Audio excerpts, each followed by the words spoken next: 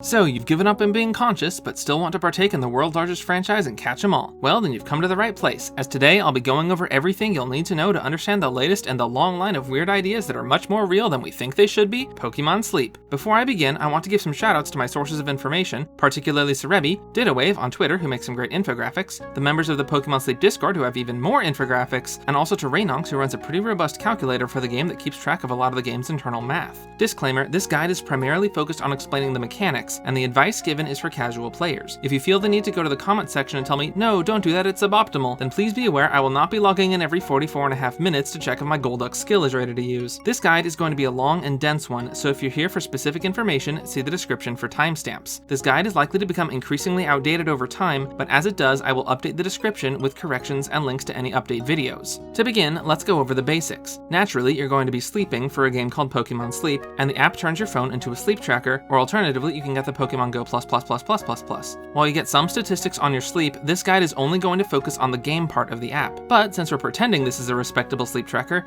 how well you do starts with how much you sleep. Whenever you finish with a sleep session, befriendable Pokémon will spawn in different loggable sleep styles, logging all of which is technically your ultimate goal. Whenever you record a sleep session, you'll be given a score based on what percentage of time you slept out of 8.5 hours. So if you slept 4 hours and 15 minutes, you'd get a score of 50%. This does not include the time it takes you to fall asleep. You can record up to 2 sleep sessions per day, and each adds to the day's total sleep score. You can only get a maximum of 100% sleep score per day, so sleeping 6 hours, then another 6 hours results in 71% score and 29% score when it hits that cap. New days roll over at 4 AM, so make sure to fall asleep before then, or the game will have the evidence to back up the gall to tell you that your sleep habits suck. You can also set a bedtime, and falling asleep within 90 minutes before to 30 minutes after will net extra rewards. Now you may be wondering what sleep score does mechanically, so it isn't just the judge's soporific numeral you've ever encountered, and for that we need to turn our eyes to Snorlax. In Sleep, every week starting on Monday morning you will pair up with a new Snorlax, and throughout the week you'll feed Snorlax to make it stronger. Increasing Snorlax's strength is the core mechanic of the game, and is tied to everything else you do. You strengthen Snorlax by feeding it gathered berries and meals cooked from ingredients helper Pokemon collect. As Snorlax gets stronger, it will cross certain thresholds for tiered ranks. The ranks are Basic, Great, Ultra, and Master, and the non-Master ranks each have 5 levels before progressing to the next one. Don't get too attached to Snorlax though, as it all resets on Monday morning. So what is this all good for then? Well, after each sleep session, Pokemon will spawn around Snorlax, and the types you find depend on factors like the sleep score, Snorlax's strength, and however you happen to particularly pass out last night. Certain Pokemon spawns are locked behind the leveled ranks, but to get them to spawn in the first place, we need to calculate Drowsy power. Drowsy power is the product of your Snorlax's strength multiplied by your session's sleep score, and as it goes up, you'll get more Pokemon spawns and rarer sleep styles for those Pokemon. If you slept well, you can calculate Drowsy power by easily slapping 2 zeros on the end of Snorlax's strength, but you'll otherwise have to do math. Luckily, the exact number doesn't matter. In Sleep, there are 3 categories of comatose called sleep types: dozing, snoozing, and slumbering. These relate to how much you move at different intervals of a session. Each sleep session you log will focus on one of these 3 or be balanced, and depending on the type, will change the pool of Pokemon that can spawn, with balanced having all 3. The type is not determined based on which you got the most of that night, but instead which you got more of relative to your average sleep data. So if you're like me and leave your tracker on for 2 hours before you actually get into bed, that can be considered normal behavior and not always result in sleep thinking you're dead. Ideally, you'll want to get a mix of sleep styles to see a variety of Pokemon, as your ultimate goal is to catalog every possible way they can be found comatose. You can check what you've seen before using the sleep decks from your main menu.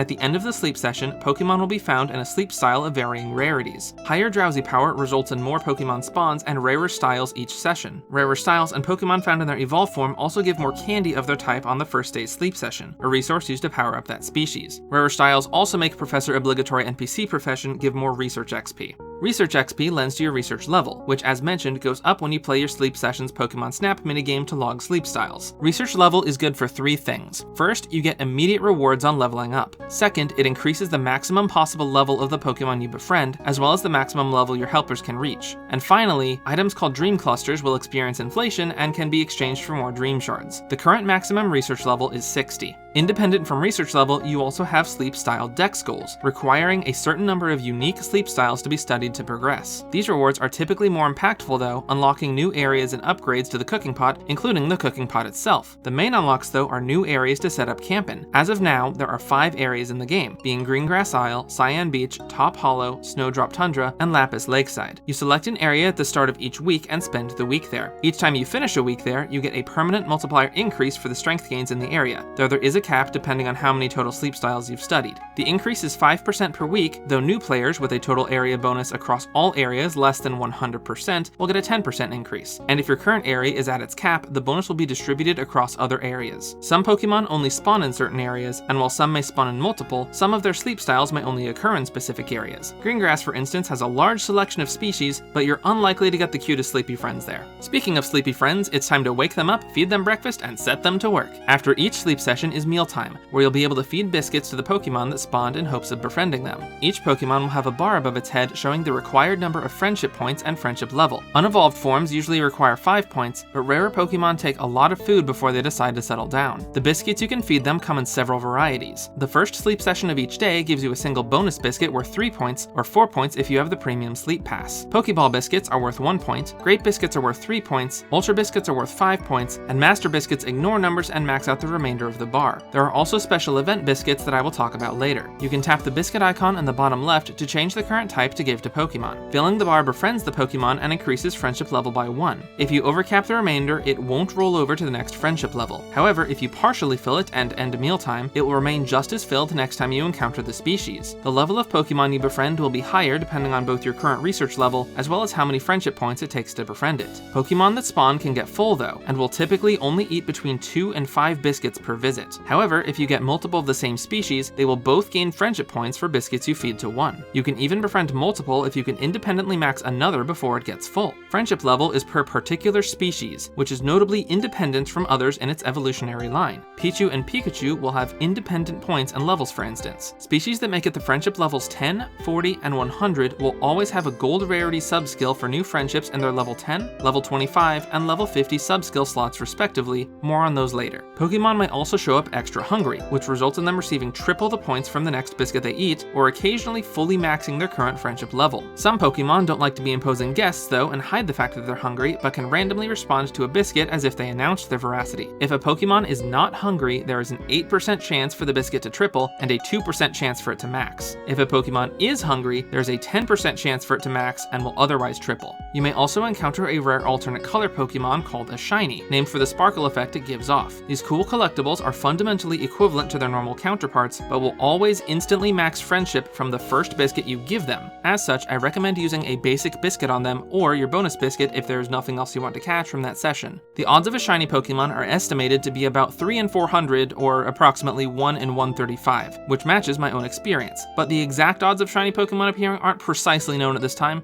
so enjoy them as they come. Now that you know how to make new friends, what all can they do? Well, each Pokemon has a variety of stats to put to use to make Snorlax the strongest Pokemon to never move. The most basic stat is the Pokemon's level, which can eventually go up to level 100. Pokemon gain EXP to raise this level from your sleep score. Pseudo-legendary Pokemon like Larvitar and Dratini are slower to level up, and legendary Pokemon like Raikou and Entei are even slower. As a Pokemon levels up, it will unlock new sub-skills and ingredient types, as well as increase the base value of the berries it finds and decrease its frequency, which is a good thing, I promise, it's a dumb name. Some Pokemon naturally need to reach a certain level to evolve. You will also collect candies for each evolutionary line of Pokemon, which are used as currency to evolve and level them up. A helper's maximum level is limited by your research level though, and as of the time of this guide, the maximum helper level is 60. Helpers also have a specialty role that will either be berries, ingredients, or skills. This role is the same across all Pokemon of the same species. All Pokemon will also gather berries and ingredients. The type of berries a Pokemon finds are consistent across species, but there are 18 different berries associated with the 18 different Pokemon types. Pokemon will gather one berry at a time unless they're a berry specialist, in which case they will gather 2 at a time. They may also gather ingredients. All Pokemon start with one ingredient type, but unlock a second and third option at levels 30 and 60. The unlockable ones can also vary slightly, but can still only be from a few predetermined options per the species of Pokemon. Ingredient specialists have higher yields per gather for their ingredients. Each helper Pokemon also has a main skill. The skill type will be the same for all Pokemon of a species and their evolutionary line except for Eevee, who gets to be special because of course it does, and also Gallade as another branching evolution. Main skills also have a level that starts at 1 and can be raised, increasing its potency. The maximum level of main skills is nominally 6, but gets raised for certain skills occasionally in updates. Main skills level up when a Pokemon evolves or unlocks a sub-skill that increases it, or a main skill seed item is used. The act of evolving is required for this increase though, as befriending wild evolved Pokemon will start their skill off at level 1, so catching base forms to evolve results in better Pokemon. Helpers also have 5 sub-skills that need to be unlocked at set level thresholds of 10, 25, 50, 75, and 100.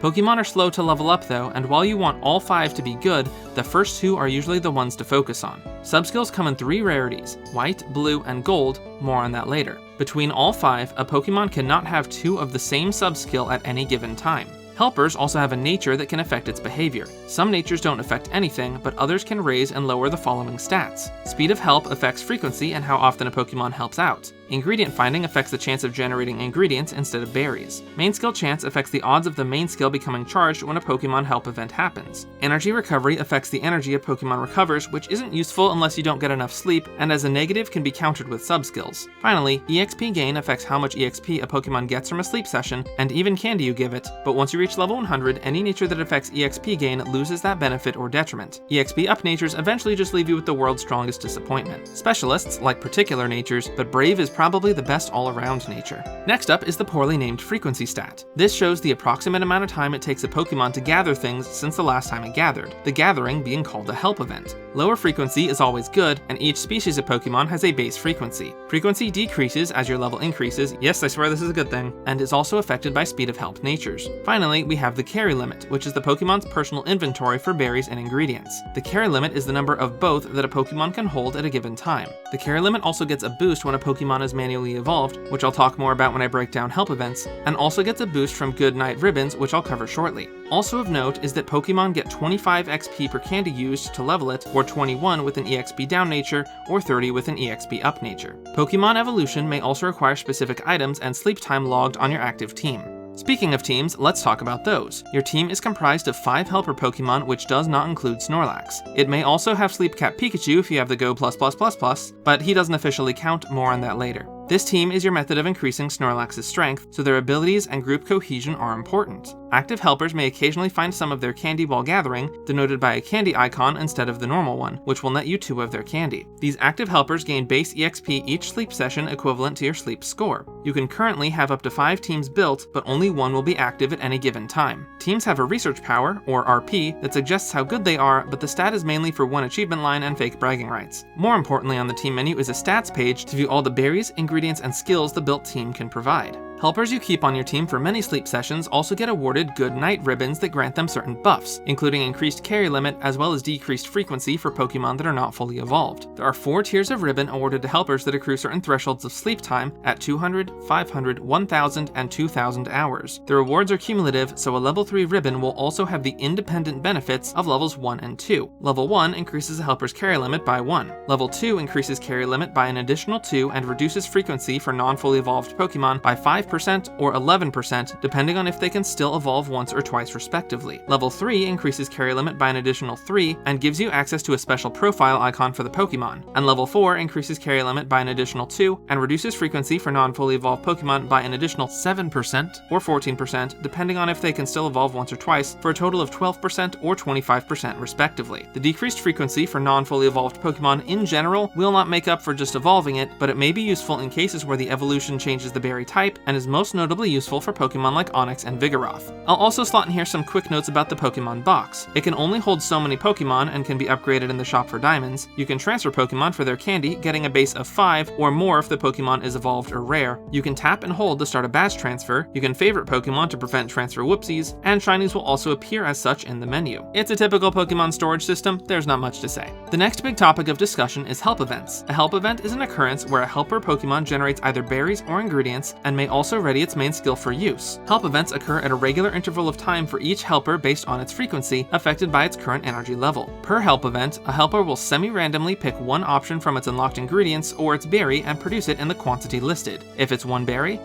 will be added to its inventory. If it's 2 apples will be added to its inventory. Nature's subskills and base species berry to ingredient rates can impact the odds of a help event roll favoring berries over ingredients or vice versa. Natures and subskills can also affect the chance of a main skill becoming readied. After a sleep session, the active team gains base energy relative to the sleep score. Energy affects how often help events occur and depletes over time at a rate of 1% every 10 minutes. Every Pokemon at or over 81% energy operates at full capacity and produces slower every time energy crosses a threshold divisible by 20. At 80% energy, a helper's frequency will be about 15% longer, and as it drops to 60% and 40%, will move towards being 50% longer. At or below 20% energy, the modifier to frequency will be more than double, so energy recovery skills like Energy for Everyone become useful to avoid this detriment. Energy can be affected by natures and sub-skills, but those alone cannot exceed 100%. Energy natures affect energy by 20% if positive and 12% if negative, and in addition to being limited by the 100% cap, are also very detrimental to a helper if reduced and not countered by main or sub-skills. Energy recovered from skills is also affected by a helper's nature. Energy can also only be raised over 100% if boosted by a main skill effect or item, but cannot exceed 150%. You can get a general sense of a helper's current energy level by tapping on it when its inventory is empty, or you can check the box for more accurate details. Pokemon in the box also regain energy from a sleep session, but only a little because those lazy critters stay up all night partying instead of pulling their weights. Cooking meals also restore small amounts of energy to the team, but not enough to account for any major reductions. If a help event occurs and a helper has reached its carry limit, it will not gather any new ingredients, but excess berries generated will be subtly picked up and eaten by Snorlax in a process officially called sneaky snacking. More on that later. A helper's carry limit has a base amount per species, but increases by 5 each time it's manually evolved. Inventory subskills and Goodnight ribbons can also increase it. Ingredient specialist Pokemon prefer a higher carry limit so as to store more ingredients, especially for certain species that can generate a lot of ingredients in a single help event. Berry specialists don't care about carry limit as much because Snorlax inhales any berries they drop before they even hit the ground. Help events have a chance to ready up a helper's main skill. Main skills trigger when they're readied and the helper is interacted with. Main skills cannot ready up on help events while a helper is at its carry limit, but can ready up on 2 consecutive help events if able. In general, a helper can only ready 1 use of its main skill, but skill specialist helpers can bank a second use of their main skill at a time. Skill specialists also have an increased chance to ready their main skill the longer they go without doing so.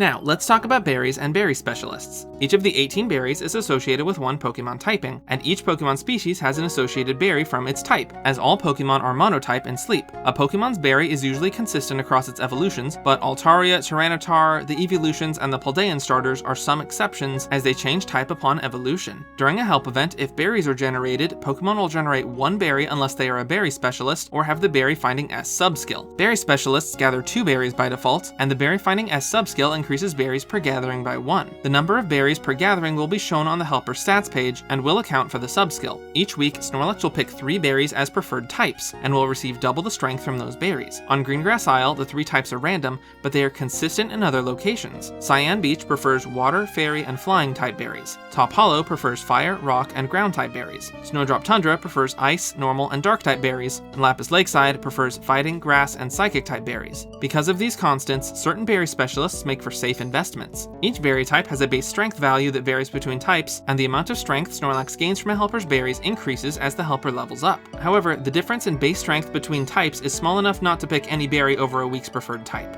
On the note of berries, let's talk about sneaky snacking. When a helper reaches its carry limit, it will continue to generate berries that will automatically be consumed by Snorlax. Berry specialists like to engage in sneaky snacking because it cuts out the ingredient generation from their help events while still performing their preferred event, and may even prefer lower carry limits to start sneaky snacking sooner. The gains from sneaky snacking will be displayed when you return to camp if it has occurred. Sneaky snacking can only go for 168 hours, exactly 1 week, before it will stop and the Pokemon needs to be interacted with. Pokemon using continuous sneaky snacking also never get to activate their main skill since you're not interacting with them, and as main skills don't ready up for help events at carry limit, it's possible to go days without the helper readying their main skill. On the flip side, the other main method of gaining strength is ingredients in cooking, which I'll break down separately. If a help event does not generate berries, it will generate ingredients, picking one of the unlocked options from the helper's ingredient list and generating that ingredient in the quantity listed. Ingredient specialists will have naturally higher quantities of ingredients for their options over the other specialist types. Helpers that reach carry limit will stop generating more ingredients, so ingredient specialists should be interacted with before they hit capacity, and also like to have increased carry limit from either subskills or evolution. At level 1, Pokemon will have 1 ingredient type unlocked to generate, and will also unlock a second and third option at levels 30 and 60. The first ingredient is the same across all Pokemon of a species. The level 31 will either match the first or be a set alternative for the species. The level 60 ingredient will either be one of the options of the level 30 ingredient or a third alternate from the species, and quantities will vary between slots even if the ingredient is the same type, but will remain constant for the species. Some species, like the Mareepline, do not have a third unique ingredient. Be advised, level 30 takes a while to get to, and level 60 takes a very long time to get to. There are also several ingredients that cannot be level 1 ingredients and must be unlocked as level 30 or 60 options to obtain, being leeks, mushrooms, slowpoke tails, but as of Sprigatito, no longer potatoes. Once you get these the first time, however, the ingredient magnet main skill can generate them. Like berries, each ingredient type also has a base strength value that they add to the meals they are in, but unlike berries, these can vary notably from other ingredients. Slowpoke tails, for instance, have a vastly larger strength value. Now that you know about helper ingredients, let's put your culinary skills to use and turn them into meals. Cooking is unlocked once you study at least 12 sleep styles, and pot expansions are unlocked to purchase for dream shards as you complete more sleep style dex goals. The pot by the tent and the campsite is used for capacity upgrades and is also used to see what the current meal type is and check known recipes. When you start a week, Snorlax will pick from one of 3 preferred meal types: curry, salad, or dessert, and you will only be able to make meals of that type for that week. Each day you will be able to cook 3 meals, 1 per specific time period. Breakfast can be made between 4 a.m. and noon, lunch can be made between noon and 6 p.m., and dinner can be made from 6 p.m. to 4 a.m. When cooking, there is a chance to get a critical cook that will massively increase the strength yield from the dish. Critical cooks double the strength received from the meal, and the base chance of a critical cook is approximately 10%.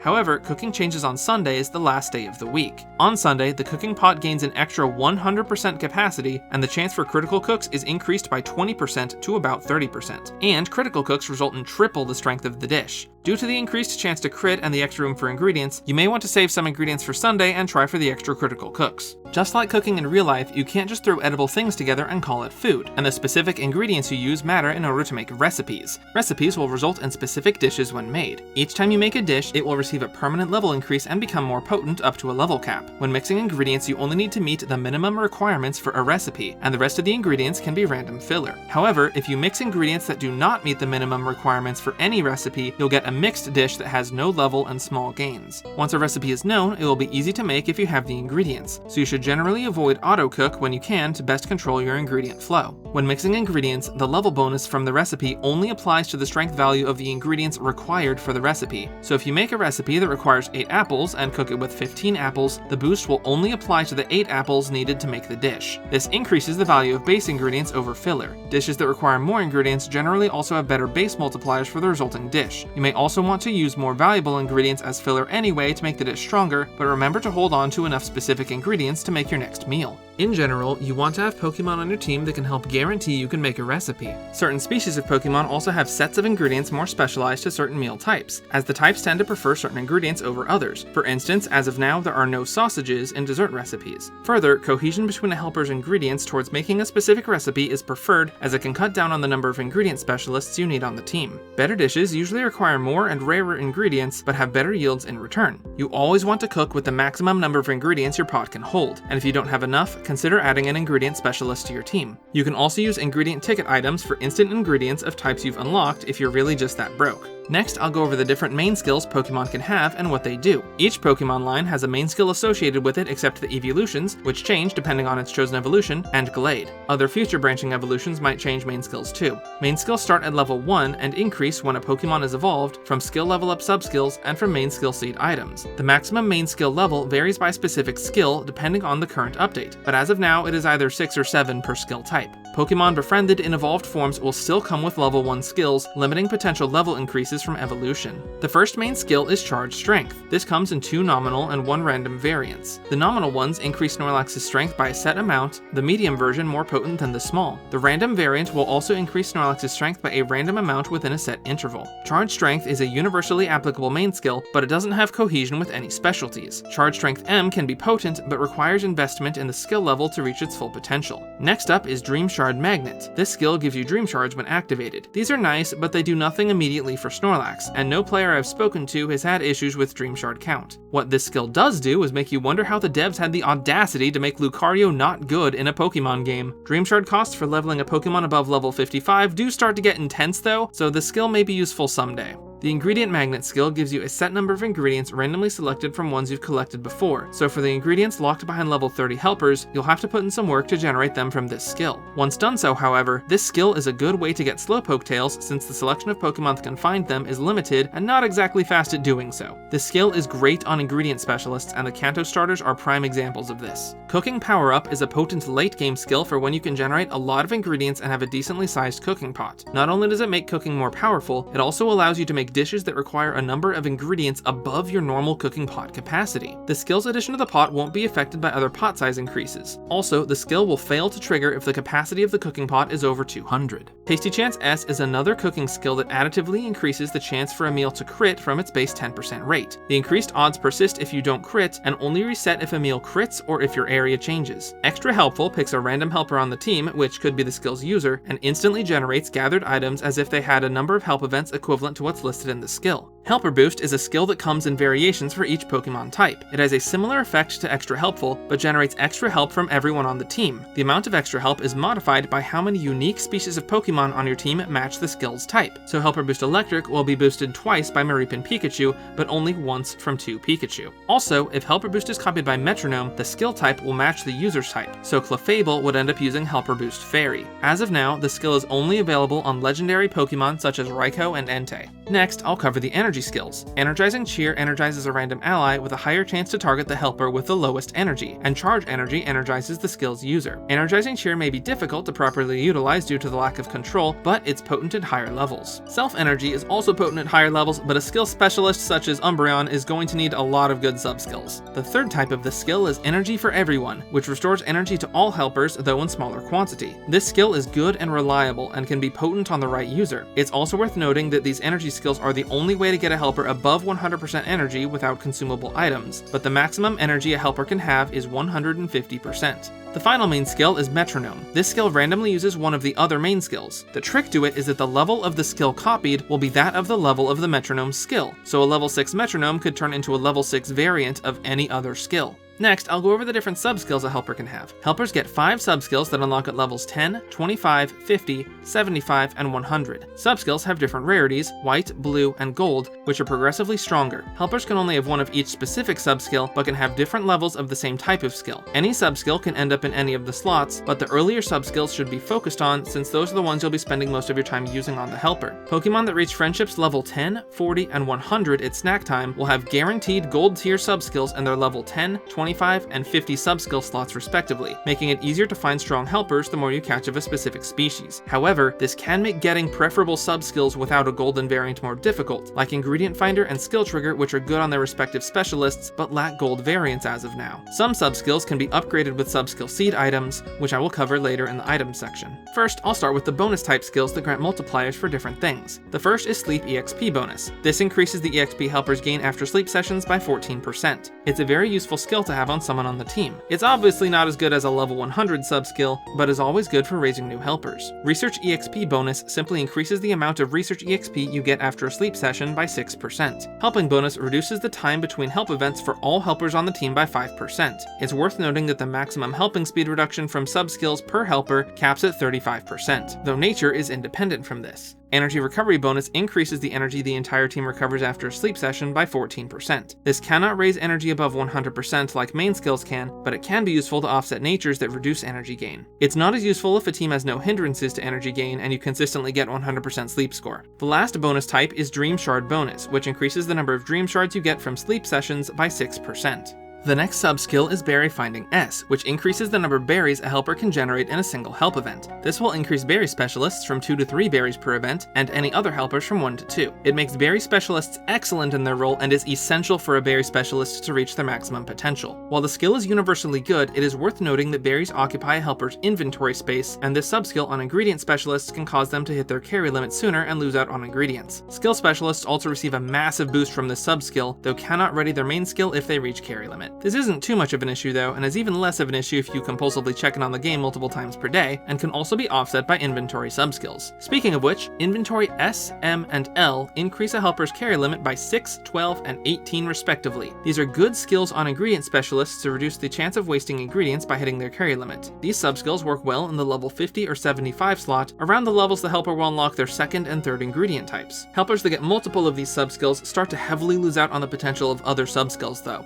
Also good for ingredient specialists is Ingredient Finder S and M. These subskills boost the likelihood of a help event generating ingredients instead of berries. For helpers with good main skills, skill trigger S and M are powerful. They increase the chance of a help event readying a main skill for use. There's also the subskill Skill Level Up S and M, which increase the level of the main skill by 1 and 2 respectively. A Pokemon that has both levels of skill level up and evolves twice can hit main skill level 6 without the need for main skill seed items. Some non-skill specialists also have main skills that pair well with their role and like these skills, such as the Kanto starters. The last subskill is Helping Speed S and M, which reduce the time between help events for the helper. These are more potent than Helping Bonus in exchange for exclusivity, but this skill is good on any specialist since they all rely on help events. Next, I'll go over player inventory, naturally called your bag. The bag is split into 3 sections, one for ingredients and one for items, each with a separate capacity, as well as a breakdown of the species candy you have with no capacity. If you fill up on ingredients, you can sell excess ones for dream shards. Upgrading the ingredient bag is also useful for late game, as you use more ingredients in the cooking pot and helpers begin unlocking more ingredient types and quantities. The item bag houses the rest of your items, including individual biscuits for befriending Pokemon. These may end up taking up a lot of inventory space, so if you have more than 20, it may be a good idea to drop a few on some hungry Pokemon. Now I'll go over the rest of the items you can get and what they do. Dream clusters are items that can be exchanged for dream shards. However, the number of shards you get per cluster increases as your research level does, so it is recommended to save these until you need dream shards and only use the amount you need to. The current maximum research level is 60, which will give you the most per use, and up to now, the max research level has increased at a rate of about 5 levels every 6 months. Energy pillows are items that restore 50 energy to a single Pokemon, since any coffee made would get downed by Snorlax. They can push a Pokemon past 100% energy, but cannot be used on a Pokemon that is at or above 100% energy. So don't get your hopes up about energy levels over 9,000. Helper whistles cause your team to instantly produce 3 hours worth of help events. However, these help events only generate berries and ingredients and do not ready up skills. If you want to see how many help events a Pokemon will get out of this, check your team stats page for more in-depth breakdown on their effective frequency. Pillows and whistles are good to save for weeks where you're particularly gunning for high strength and are helpful in later areas. Next are the incense items. Incense can be used to modify certain gains of a particular sleep session or attract certain Pokemon, and can be used on the pedestal in the upper left corner of the campsite by the tent. You can use 2 incense at a time, but can't use 2 of the same type at once, all Pokemon incense counting as the same type. Pokemon-specific incense causes that Pokemon to spawn after the next sleep session, and can only be used in an area if it is able to spawn there, and also allows sleep styles to occur that aren't normally possible for the area, or in some cases that aren't yet available in any area. This extra spawn also doesn't count against the 8 Pokemon cap that normally spawn. Friend Incense guarantees that at least one Pokemon that spawns will be hungry. Focus Incense doubles the Research EXP for the session. Luck Incense doubles Dream Shards for the session. Growth Incense doubles Helper EXP from the session. And Recovery Incense doubles the energy helpers receive from the session. You get a good number of Recovery Incense, but they cannot increase a helper's energy above 100%, so they are only useful on nights where you know you will get a poor sleep score if you have a lot of helpers with energy down natures, but are probably most useful during events with quests that require you to use Incense. Also, helpers with subskills that boost the same things Incense do will be independently multiplicative with Incense, like Sleep EXP bonus with Growth Incense. Multiplier Incense is also best used on good sleep day events that also provide extra benefits, particularly the middle day of the event, as the two are independently multiplicative. Pokemon Incense is best used on the last day of the week when strength is highest, as this also gives you a better shot at rarer sleep styles, but can also be a good addition on early days when you otherwise don't expect any Pokemon you want to spawn.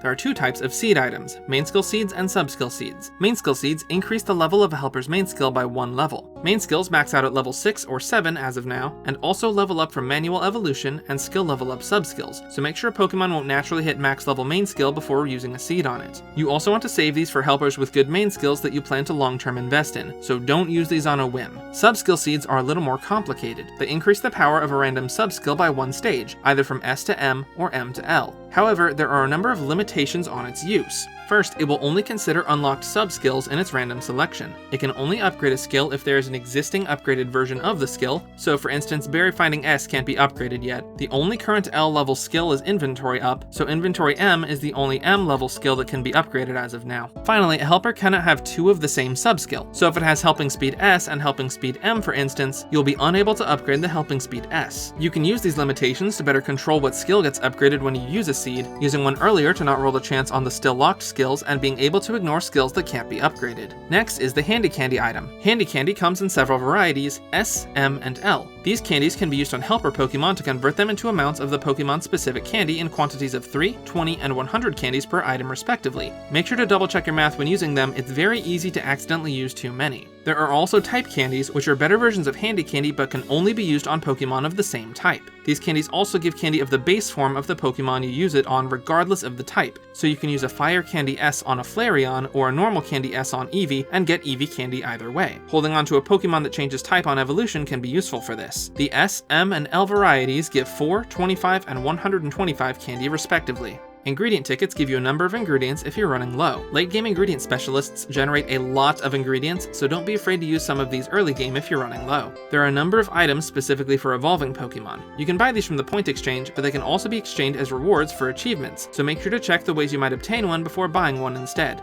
Easy travel tickets allow you to travel between maps mid-week. You usually won't need to do this, but they're useful if an event is going on limited to one area and you accidentally picked the wrong place, if you want to drop a full area bonus in a different area, or if you want to reroll meal type or berries in Greengrass. Finally, there are good camp tickets. These allow you to use the camping set, which I will now go over. Camp provides a number of powerful benefits for one full week of time. You can use additional tickets to extend your current good camp another week without downtime between up to 60 days. First, you are guaranteed one extra Pokemon spawn on the first sleep session of each day that doesn't count against your normal 8 spawn maximum or incense spawns. You also get an additional 50% capacity added to the cooking pot for more ingredients to make stronger dishes, helpers help 20% faster independent of the 35% help cap from sub-skills, and the helper carry limit increases by 20%. These boosts make it very easy to raise Snorlax's strength, but these tickets are rare without the premium pass. I highly recommend saving these until later in the game or for event weeks. The later areas have some particularly difficult strength thresholds to cross. Next, I'll go over the currencies in Sleep. The first is Dream Shards, which are your upgrade currency. You use these to upgrade pot capacity a few times and to level up Pokemon. They're obtained from many sources like sleep sessions, achievements and missions, and a handful from selling ingredients. Next is Sleep Points, which are used to purchase items from the points exchange. You gain Sleep Points daily from sleep sessions equivalent to your sleep score, gaining a maximum of 100 points per day without the premium sleep pass. New players also get extra points for their first week, and good sleep day events also reward a lot of extra points. Finally, there are Diamonds, which are your general mobile game paid gem currency. These used to buy items in the general store and purchase inventory upgrades for the Pokemon box, ingredients, and items. Inventory upgrades are by far the best value for this currency. You can get free diamonds from meeting bedtimes, weekly missions, achievements, and first-time notes. On the note of currencies, I'd like to talk about the stores in Sleep. My first tip is to not spend money. If you want to spend to support the game, that's fine, but none of the items in the shop are worth what you pay for them, and even the value of the premium pass isn't for everyone at its current price. The premium sleep pass gets you a few things. It removes the limit on how far back you can check your sleep data, your daily bonus biscuit gives 4 friendship points instead of 3, making it easier to use, and a single regular biscuit to make sure you befriend a Pokemon before it becomes full. You get a bonus 100 sleep points per day, and monthly you receive 1000 sleep points and a good camp ticket. Every 3 months you get a Handy Candy L, Sub-Skill Seed, and Dream Cluster M. You also gain access to the premium point exchange. The point exchange is a store where you can spend sleep points on useful items. It has limited stock that resets each month. Evolution items can be purchased here, but you should still check to see if you can get them from achievement or sleep style dex goal rewards first. The Master Biscuit is an enticing item, but its value is actually weaker than that of regular biscuits for non-legendary Pokemon. If you're worried about a specific Pokemon at snack time,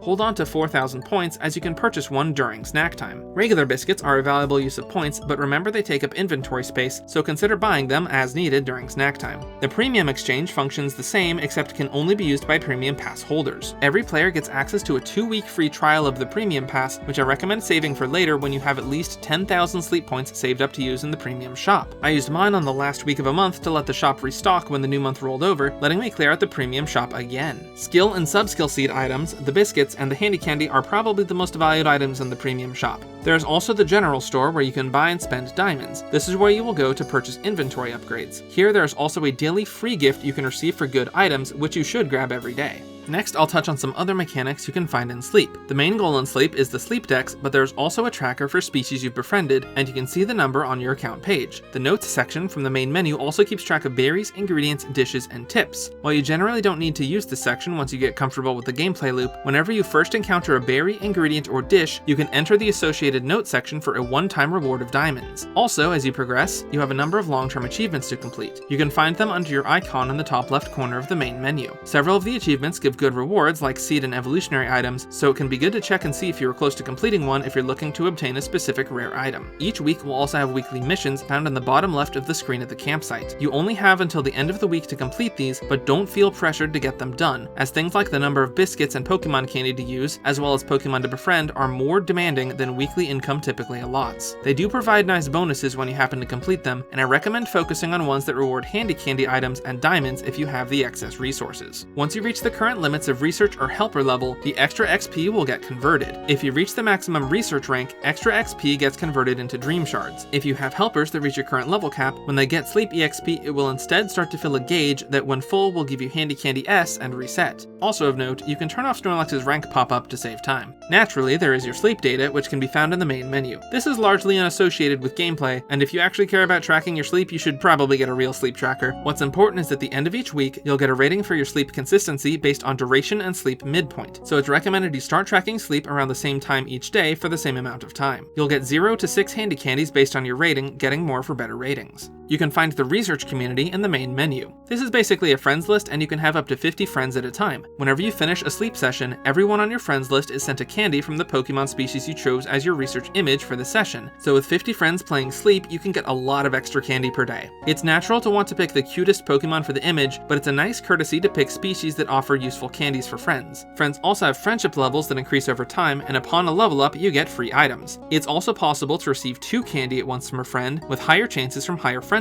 levels, so it's not immediately worth it to ditch max level 5 friendships for level 0 ones that can net more items. You can only receive a maximum of 50 research reports per day.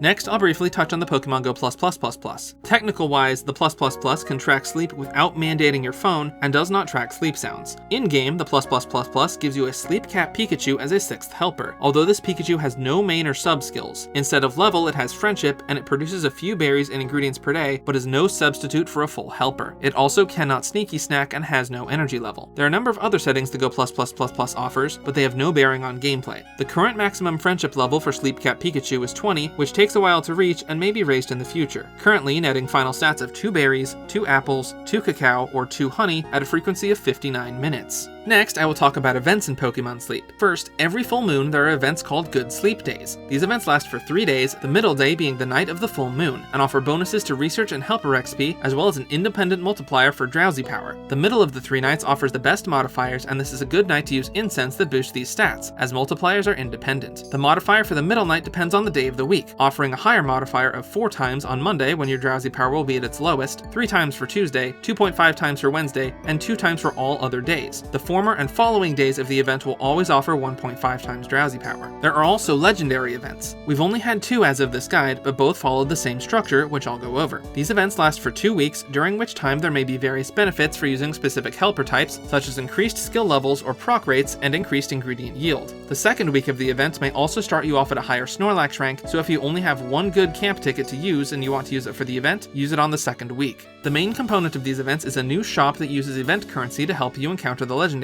In the case of Raikou and Entei, it was main samples. Legendary currency is acquired from studying Pokemon after a sleep session, from community research reports, as rewards for event missions, or from bundles in the paid shop. The event shop, located in the top right corner of the campsite interface, has a variety of useful items, usually including a main skill seed, but the primary items of the event will be the legendary specific incense and biscuits. The legendary incense is the main way to encounter the legendary, and you can only hold 1 in your inventory at a time, including if it's on the incense pedestal. Legendaries also have a rare chance chance to appear naturally if your Snorlax has a high enough rank. Entei and Raikou both required 30 friendship points to catch, but the event shop also sells legendary biscuits that for the legendary grant 6 friendship points, allowing you to catch the legendary in 5 biscuits. They are still subject to becoming full though. After the event biscuits will turn into great biscuits. If you don't waste the currency on random items and have a good research community, you will get enough event currency to guarantee at least 1 legendary and likely catch a second, both without needing to use a master biscuit. On the note of legendary Pokemon, there are a few notable traits that set them apart. Only 1 legendary of any type can be on your team at a given time. When you catch a legendary, the first one you acquire will have set sub-skills and nature, but random ingredients from its roster. Any further ones you catch will be normally randomized. Pokémon Sleep also hosts a variety of smaller events featuring new Pokemon or other benefits. There are some mechanics only available during events to go over. First is Candy Boost. Candy Boost allows you to get increased XP from candy you use to level up helpers at the cost of a significantly more Dream Shards. This might be a bit steep if you're a new player, but if you have a lot of Dream Shards to spare and not a lot of species candy, it can be well worth the price. Candy Boost usually has a limited number of candy it can be applied to per day. We also had an event with a device called the Candy-O-Matic, which took 40 candy from any species as an input and outputted 1, rarely 2, Type Candy M, which each apply 25 candy to the Pokemon you use it on. The resulting type is random but weighs more heavily towards the type of species candy you use. The machine can be used 4 times per day for an increasing Dream Shard cost of 1,000, 5,000,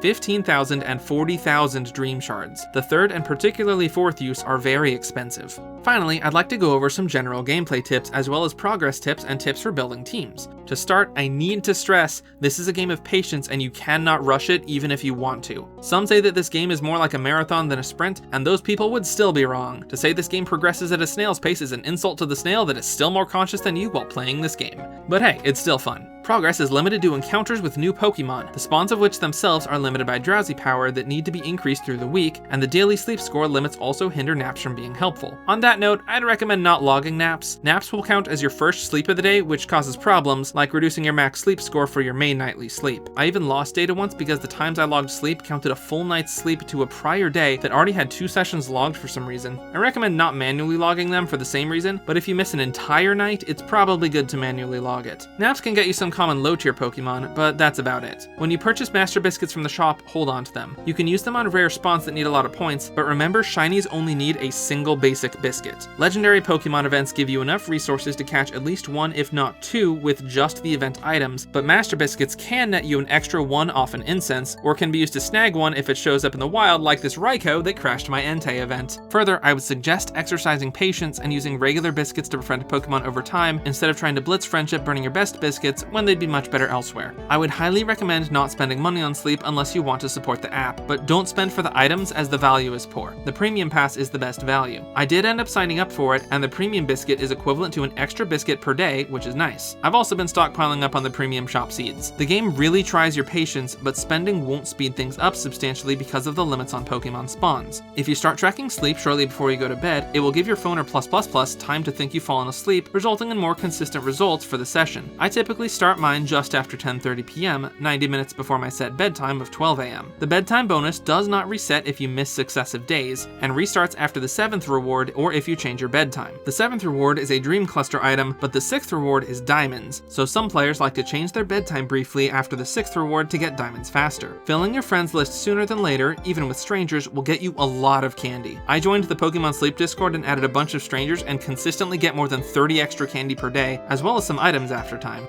There are a few other statistics I'd like to go over. First, each species can have varying base skill trigger rates and ingredient finding odds that can make them subtly better or worse. Through research, the community has discerned these statistics, and you can find them in the community resources in the description. Also, the exact shiny rate is not presently known. It's theorized to be somewhere around 3 in 400 or 1 in 135, which is very consistent with my own shiny count if I exclude event shinies that may have been rate up. Snorlax itself can be shiny, and if you find one, prepare yourself because it's going away at the end of the week. As you progress in the game, there are certain mechanics and goals you'll want to focus on to progress at a decent pace. When you're just starting off, don't worry too much about being optimal. Start by befriending a selection of Pokemon to fill out a full team of 5. As you progress from there, I recommend looking up what's good and focusing on befriending Pokemon of that species. Use your bonus biscuit for every session, but remember you don't need to walk away from a session with a new Pokemon. If you have more than 20 regular biscuits, don't be afraid to use a few. Early on, picking helpers with a favored berry type is pretty strong. The Kanto starters and Pichu line are all very good. As you get the hang of things, is, start looking into evolving your best Pokemon. Save candies first for evolution, then for leveling. You usually want to save up for a single good Pokemon of a species, then evolve and level it up as best you can, but first and foremost, do this with Pokemon that are actually good, not just your current top contenders of your favorites. It's also good to balance picking team members to power up Snorlax with new team members you want to raise. Pokemon that produce the favorite berry types for later areas are good, especially berry specialists for those types. Once you start getting 2-time evolved Pokemon, I would recommend looking into the cooking pot. Meals have a lot of potential, and Pokemon like the Magnemite line and Flareon can even boost the size of the pot. Kanto starters are ingredient specialists with ingredient skills and are fantastic additions to the team for this, especially as they all have preferred berry types in different areas. Some ingredients require you to get Pokemon to level 30 to unlock for the first time, so ingredient magnet main skills can help supplement the limited gains. I also sort my cooking pot recipes by strength so I can focus down the best dish I can currently cook. It is very useful to cook every recipe at least once early on so you're aware of your options and can compare them at a glance, and also to make new recipes as they're added to the game if you're able. Prioritizing your ingredient bag upgrades can also lend to effective cooking. My record for one meal used nearly 300 ingredients at once with a lucky 3 procs of level 6 cooking power up with a good camp ticket. Finally, I want to go over the traits that make a Pokemon good among all possible traits it could have. For berry specialists, types that specialize in guaranteed berries for later areas are a good start. They get a substantial benefit from the Berry Finding S subskill. Helping speed subskills and a helping speed up nature are also great. I would also recommend looking at species with low base frequencies like Raichu. The Johto starters are in general really good berry specialists. Ingredient Pokemon require a bit more specialization to be top of the line, but can still be good without having everything I'm about to list. Primarily, pay attention to their 3 ingredient types. Have an idea in mind for the dish or dishes you want to be making, and make sure your active team can provide for it. 3 different ingredients may give you a variety of options, but a helper with duplicates might be better for meeting the required number of ingredients for a dish. A nature that boosts helping speed or ingredient finding is good, but more importantly, you don't want a nature that reduces these. Ingredient finder and helping speed subskills contribute a lot, and for some Pokemon, inventory subskills can be important, especially for the later levels. Inventory is particularly important for Pokemon that generate a lot of ingredients at once and have small carry limits, especially ones that don't evolve like Absol or Ditto. Ingredient Magnet is also a great main skill for ingredient specialists, such as with the Kanto starters. For these Pokemon in particular, Skill Trigger and Skill Level Up subskills are also good, but should not be focused on as they don't get the benefits that skill specialists do and typically have lower base skill rates. For skill specialists, main skill chance up is a great nature effect. Make sure the main skill is one you actually would like to use though. Dream Shard Magnet isn't very useful right now, and it still astounds me that they made fan favorite Lucario not very good with that. Energy for Everyone, Cooking Power Up, and Ingredient Magnet are all great main skills. A deeply invested Charge Strength M skill specialist can also grant a lot of strength. Skill specialists benefit from Skill Trigger and Skill Level Up subskills, as well as helping speed. They also really like Berry Finding S as their carry limit doesn't fill as fast as ingredient specialists, and it doubles their berry strength.